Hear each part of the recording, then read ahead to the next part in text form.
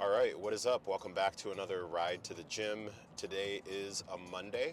It's a full body day with a lower body bias.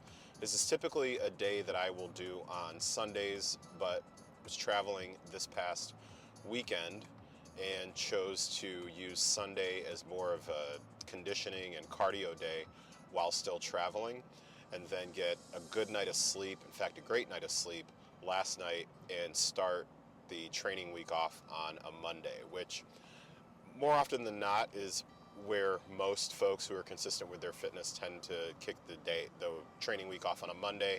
I just tend to do it on a Sunday.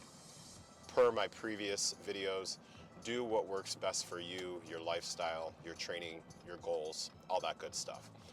What I want to talk about today is getting form advice for how to properly perform a movement, properly perform an exercise, getting that advice online. This is something that is hella common in the fitness space, and I primarily see it done a couple of different ways.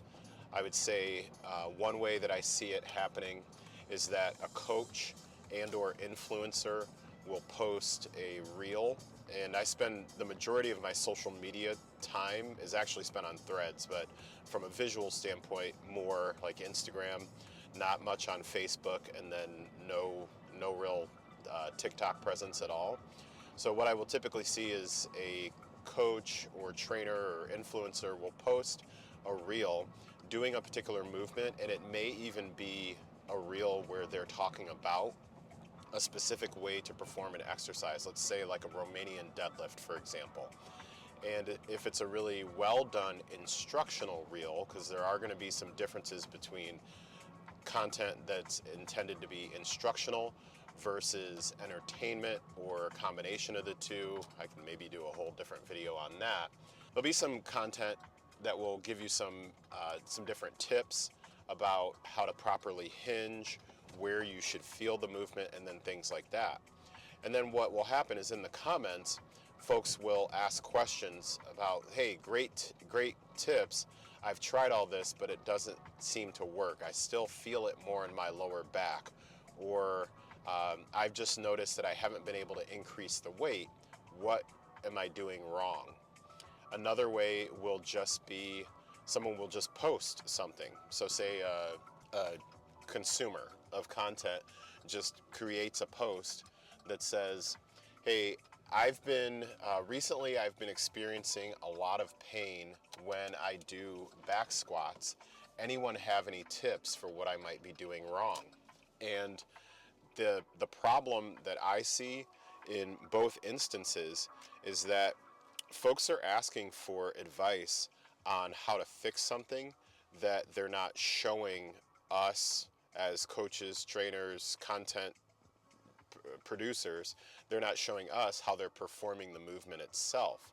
So what commonly happens is that someone will do the best that they can with giving some general advice. Hey, if you're noticing that you're feeling pain in your back squats, or it takes, or when you do an RDL, you just haven't figured out how to do the hinge, do this, and do this. What you want to do is brace better. What you want to do is control your breathing. There'll be so many different answers that could be given. And peep this, like check this out next time that you are scrolling through content, and see how often you will find someone who will chime in and say, hey, have you seen someone in person? Have you seen someone live? And more often than not, you either won't get a response to that comment, or the person will say no. And that's the part that I'm jumping in on here. If you are truly looking to improve your form with a particular movement, then you need to be able to show someone what you're doing with that exercise. They have to have an understanding of how you're currently performing the movement, because simply saying, I've been following your tips and I'm experiencing this, or I can't figure this out, doesn't mean that you've actually executed it the way that it was taught. And I say this with all love, support, and empathy and sense of empowerment in the individual. We as humans aren't inherently great at taking exact direction and being able to implement it exactly the way that it was taught. I mean, I'll say just very openly that there have been times that I have thought that I have given a very clear instruction on how to perform something, and how the person heard it was different. And then that's on me as a coach, that's on me as a trainer to figure out a better way to communicate that particular tip so that it actually clicks with that client and then they perform it better. But if I simply just say, hey, for example, on a Romanian deadlift, I don't want you to think about reaching down to the ground. I want you to think about hinging and moving your butt back, and you just slowly are dropping your upper body as you move your butt back. To me, that's a straightforward tip, but the individual may hear it differently and still focus on reaching down as far as they can, which ends up rounding their lower back and taking tension off of the hamstrings and the glutes where it's intended to really have the most amount of engagement.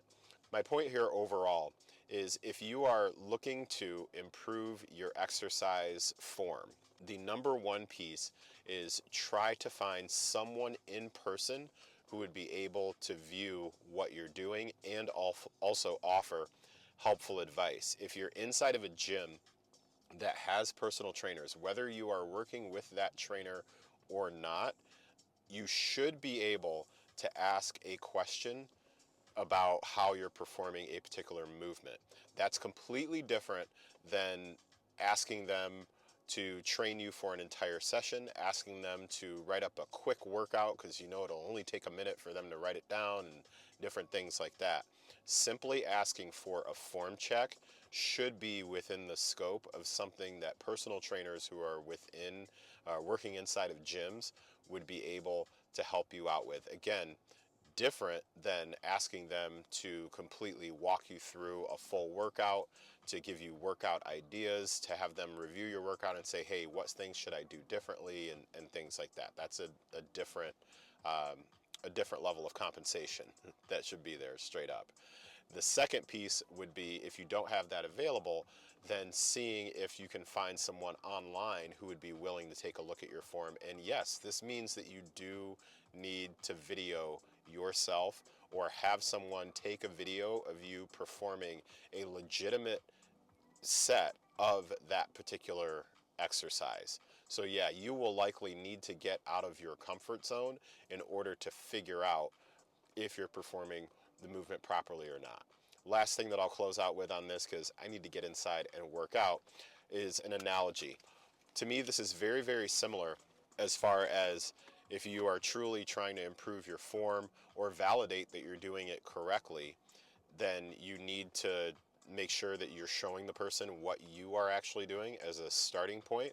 It's very similar to if you are wanting help with your finances and you go to a financial planner, a budgeting specialist, an expert, and you want them to help you either improve your financial situation or validate that the financial decisions that you're making are good ones, then there's a difference between them saying, well, as long as you're doing these 7 things on this checklist, then you're probably fine.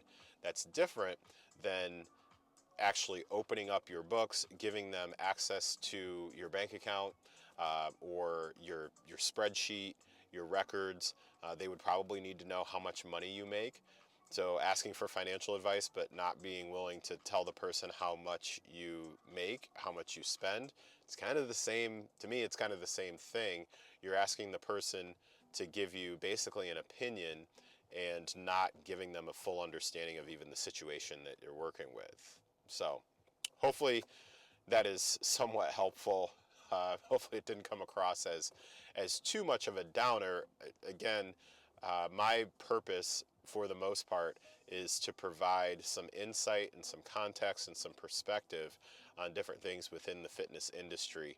If you're interested in hearing more of what I have to say about different things that go on within the fitness industry and things that will help you in your fitness journey. I have a podcast called Make Fitness Make Sense. It is live now on Apple Podcasts and Spotify. New episodes out every Tuesday, so check that out. All right, let's go lift.